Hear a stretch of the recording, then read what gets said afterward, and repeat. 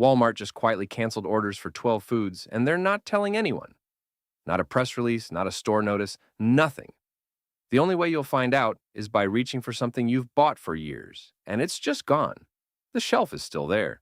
The aisle still looks full. But the specific product your family depends on has been removed from the ordering system without a single word. 12 foods already pulled back. Most people won't realize until the price of everything else starts climbing and the familiar options stop showing up. We're going through all 12 right now, starting from the least obvious and ending at number 1, which is something that affects the very first minutes of your day. And once you see what's happening to it, you won't be able to unsee it. Let's get into it. Number 12, breakfast cereal. Stand at the end of the cereal aisle and look down the row. Bright colors, familiar names, Cheerios, Frosted Flakes, Lucky Charms, Cinnamon Toast Crunch. From where you're standing, nothing looks wrong. That's the problem. The change isn't on the outside of the box, it's inside it. There's an industry term for what's happening here: shrinkflation. The price holds steady while the amount of food inside quietly decreases. The box might even stay the same height. The only way most people notice is when a box that used to last the full week runs out by Thursday. Not because anyone is eating more, because the box is delivering less.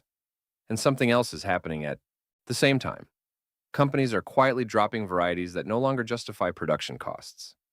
Flavors disappear. Standard sizes vanish from the ordering system without any notice. One week, the box is there. A few weeks later, the shelf slot holds something different, or nothing at all. General Mills has publicly reported margin pressure and softer sales. Some Cheerios varieties have already been discontinued. As grain costs, sugar prices, packaging, and transportation all rise together, manufacturers concentrate on their fastest-moving products and quietly cut the rest. Boxes today run $4 to $6. Larger or premium sizes reach $550 to $8. The move is simple. Pick up 2 or 3 extra boxes of what your household actually eats when you find a good price. Store dry seal after opening. Check the price per ounce, not just the sticker, because in the cereal aisle, what you pay for and what you take home have quietly stopped being the same thing. Number 11, canned tropical fruit. This one is easy to walk past. Most people do. Canned pineapple, mandarin oranges, fruit cocktail, peaches, and syrup. Nobody builds a grocery trip around these. They go in the cart when a recipe calls for them or when someone in the family always brings that one dish. Background items, and that's exactly what makes them worth paying attention to right now. Here's how retail contraction actually works. When a high-profile item disappears, ground beef, eggs, people notice immediately. But when a background item starts narrowing, nobody reacts. No panic, no headlines. The category just shrinks one variety at a time until the specific can you need simply isn't there. The familiar can of pineapple chunks isn't stocked as consistently as it was 2 years ago. Larger sizes disappear first. Mid-priced brands get replaced by more expensive ones. A few varieties exit the assortment and never return. The shelf still looks stocked. The reliable option has quietly become unreliable. The pressure is real. Tropical fruit processing depends on international operations across Southeast Asia. Every can requires aluminum, and aluminum prices have risen substantially. Transportation costs layer on top. Right now, canned tropical fruit runs between $150 and $250. If those pressures hold, the $250 to $4 range is where the math points next. Keep 4 to 8 cans of what your family uses in rotation. Pineapple, mandarin oranges, peaches, fruit cocktail. Rotate through them. This isn't stockpiling. It's keeping the flexibility to reach for the familiar thing before that shelf starts getting everyone's attention at the same time. Number 10, frozen vegetables. Walk into the frozen aisle and look around. Cold, brightly lit bags stacked floor to ceiling. Broccoli, peas, carrots, green beans, stir-fry blends. This is one of the last aisles that still looks completely untouched, like it could never run short. Here's what most shoppers miss. The frozen aisle doesn't need empty shelves to signal a problem. It only needs fewer options each time you visit. Stop counting bags. Count choices. A vegetable that used to come in 3 bag sizes now comes in one. A frozen medley that carried a budget version, a standard version, and an organic version, now only stocks the most expensive one. Store brand Family Sis bags, the ones that stretch across a full week of dinners, show up less consistently than they did 18 months ago. From the end of the aisle, the freezer still reads as full. From the shelf, the specific bag your family has bought for years simply isn't there. This isn't always a shortage. It's often a deliberate supplier decision. As ingredient costs, cold storage, labor, and transportation all rise together. Processors focus on the highest margin products. Budget-friendly family bags get cut first. Premium organic stays on the shelf longer because those margins absorb the cost. USDA projections for 2026 show fresh vegetable prices rising 7 to 8%. Frozen vegetables draw from many of the same growing regions. When yields drop in Florida or California, both fresh and frozen feel it at the same time. Frozen vegetable bags currently run $2 to $3. If pressures continue, $350 to $5 for popular varieties is a realistic near-term trajectory. On each trip, add 1 or 2 extra bags of what your household actually uses. Variety over volume. The aisle looks full. The affordable choices are narrowing. And that gap is easier to close today than it will be 6 months from now. Number 9, peanut butter. Something happens every single time beef prices rise. No advertising required, no announcement. It just happens automatically across every income level in every part of the country. The cart drifts toward the peanut butter aisle because peanut butter is one of the most efficient proteins in any grocery store. A sandwich, a spoonful alongside fruit, a fast breakfast with no cooking. One jar can replace a week's worth of more expensive protein at a fraction of the cost. And Walmart's inventory data is already reflecting that at scale. Family-sized jars sell out first. Natural and reduced sugar varieties disappear before standard ones. Smaller containers sit on the shelf longest, while the bulk formats that budget-conscious households depend on cycle through faster than restocking keeps up.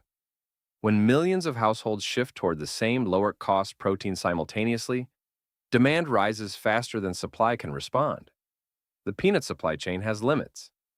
When enough families reach for the same shelf at the same moment, the economics change. A standard jar today runs $3 to $5. If demand keeps building alongside higher packaging and transportation costs, $5 to $7 is a realistic near-term outcome. But the price isn't the most important signal here. What matters more is the moment the specific jar your household buys disappears and comes back as a smaller version at the same price. That's when shrinkflation has fully arrived in your pantry. 2 backup jars rotated first in, first out. Not out of fear because your household will absolutely use them. When beef, eggs, and fresh protein all get expensive at the same time, and right now they are, peanut butter becomes the fallback for food budgets across the country. And when enough households arrive at the same fallback simultaneously, the cheapest protein on the shelf doesn't stay cheap for long. Number 8 is bananas and avocados. Most people don't know what they paid for bananas because the price has been so predictable for so long. This automatic quality is what makes current signals so easy to miss. Both bananas from Costa Rica and Colombia and avocados from Mexico are vulnerable to weather disruptions and transportation cost increases. The price has drifted up, and shoppers have subconsciously adjusted by buying fewer items without even deciding to. The smart move is not to stockpile, but to use what you buy efficiently and be mindful of this behavioral shift. Number 7 is olive oil. The shelf looks full, but the selection has quietly contracted. The familiar mid-size bottle at a mid-range price is being replaced by either a more expensive premium option or a small bottle with a high price per ounce. Consecutive years of drought and heat stress in southern Europe have reduced harvests, causing prices to roughly double. For many households, the math no longer works for regular use, so they are switching away. To avoid buying at the worst possible time, it's best to keep 2 or 3 extra bottles in a cool, dark place. Number 6 is canned tuna. The shelf still has tuna, but the pattern is changing. The familiar mid-range brand at a fair price is becoming harder to find as it gets replaced by either the cheapest option or a premium product. This is how a category gets thinned without appearing to lose anything. Global fishery challenges, rising aluminum costs, and a supply chain dependent on Southeast Asia are all putting pressure on prices. When fresh protein becomes expensive, canned protein absorbs the overflow demand. Keeping a rotating stock of about 20 to 24 cans across different varieties is a smart move for your pantry. Number 5 is eggs. Most people remember the empty wire racks and the one carton per customer signs. The conditions that caused that disruption haven't been resolved. They've just gotten quieter. The largest carton sizes sell out first, and the most affordable options disappear before midweek. The egg industry is still managing ongoing effects of avian influenza, and rebuilding a flock takes months. Eggs absorb a growing share of the household protein budget, and the price remains volatile.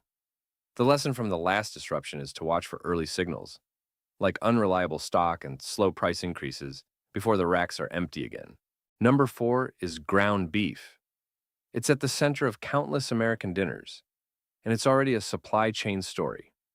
At one distribution center, deliveries have been coming in below expectations for months. The reason is that the U.S. beef cow herd has fallen to its lowest level since 1961 due to consecutive years of herd contraction. This shortage doesn't resolve quickly. It takes years to rebuild the herd. As beef becomes harder to afford, families shift towards chicken and other proteins, spreading the pressure. If you use ground beef, buying a modest extra amount when it's a good price, and freezing it can help you manage the upcoming price increases. Number 3 is dark chocolate and cocoa. The aisle looks normal, but what's disappearing is real cocoa. Candy bars with modest cocoa content remain, but dark chocolate above 60% cacao and pure baking cocoa powder are becoming harder to find. West Africa, which supplies about 70% of the world's cocoa, has faced consecutive years of drought and disease. This has caused global cocoa prices to rise more than 130%. Retailers are reducing premium options in response, making the ingredients for your weekend baking less predictable and more expensive. Number 2 is coffee. The shelf stays full, so nothing looks wrong. But when you reach for the exact roast and blend you've used for years, it isn't there. What remains is either the cheapest option or a premium product. The middle has quietly disappeared. Brazil produces 40% of the world's coffee supply, and severe drought has hit the Arabica growing regions hard. This production decline is a global supply chain issue that leads to fewer choices and higher prices. The ritual of morning coffee is, for many people, a moment of calm. And when that gets disrupted, it feels like a significant shift. Number 1 is milk and dairy creamer. This is number 1 because it's so embedded in the daily routine that it becomes invisible. Dairy products are under cost pressure at nearly every input point. Raw milk, dairy fat, sugar, vegetable oils, refrigeration, and packaging. A gallon of milk or a popular coffee creamer might not disappear entirely, but it may arrive in a smaller size at the same price. Promotions become less frequent, and your specific flavor sells out faster. This is how a small change enters everyday life. In the moment when the familiar thing isn't there, and you're standing at the refrigerator at 6 or in the morning. In conclusion, this is a pattern of quiet contraction across every category. The reliable, affordable versions of these products are becoming harder to find.